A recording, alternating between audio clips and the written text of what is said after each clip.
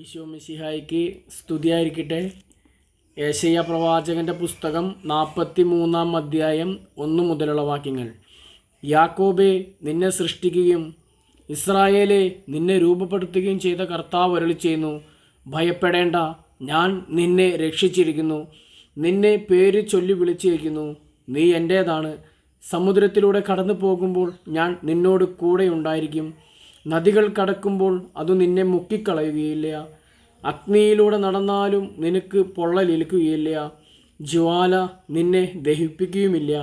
ഞാൻ നിന്റെ ദൈവമായ കർത്താവും രക്ഷകനും ഇസ്രായേലിൻ്റെ പരിശുദ്ധനുമാണ്. നിന്റെ മോചനദ്രവ്യമായ ഈജിപ്തും നിനക്ക് പകരമായി എത്യോപ്യയും സോബായും ഞാൻ കൊടുത്തു.